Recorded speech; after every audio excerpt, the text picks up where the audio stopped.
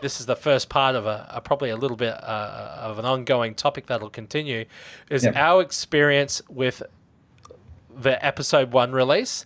You know, that announcement of the prequels, Yeah. what we were going through, our emotions, all the way leading up to what we thought of the film. So, Blair, how did you feel when you heard the news? I mean, I knew that there were going to be new movies all the way along after Return of the Jedi, and I, thoroughly expected them to be a lot earlier than we got them.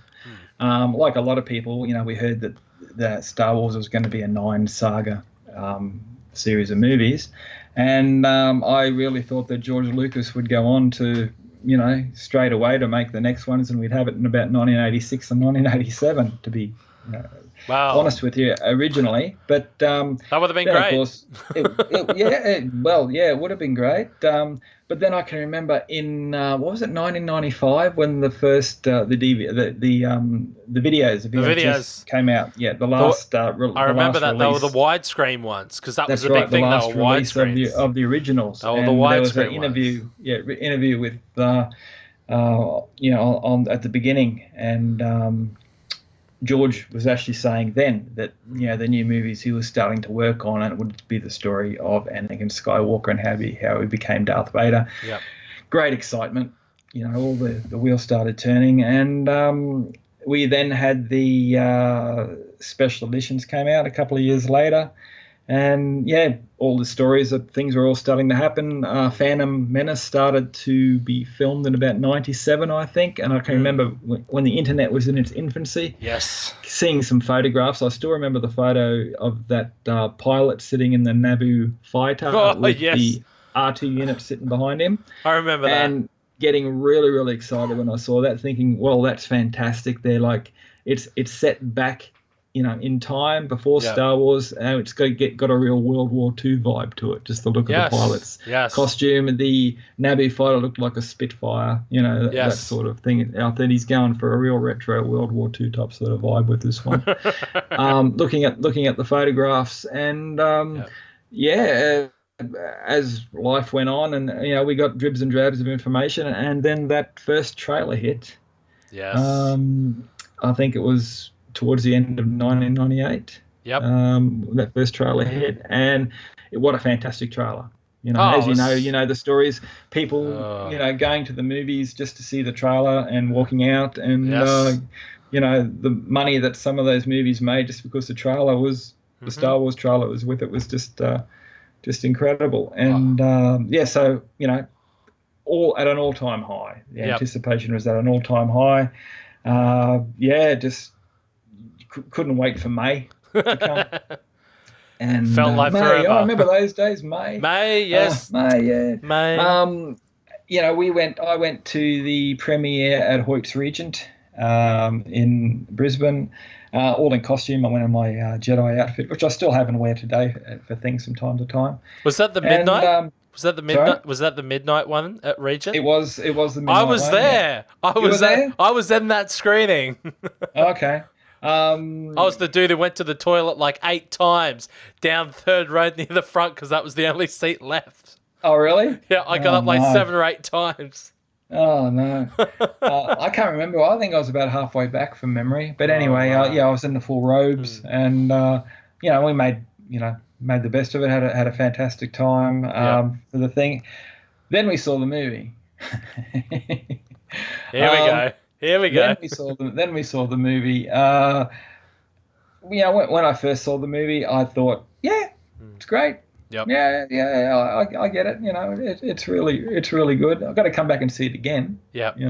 It's a new Star Wars movie. It's got to gel. It's got to sink in. And I find that even now with the new ones as they come out. Yeah. Because Star Wars is so entrenched in you, in your psyche, and when you see something new in that universe, it takes a little while for it to settle in.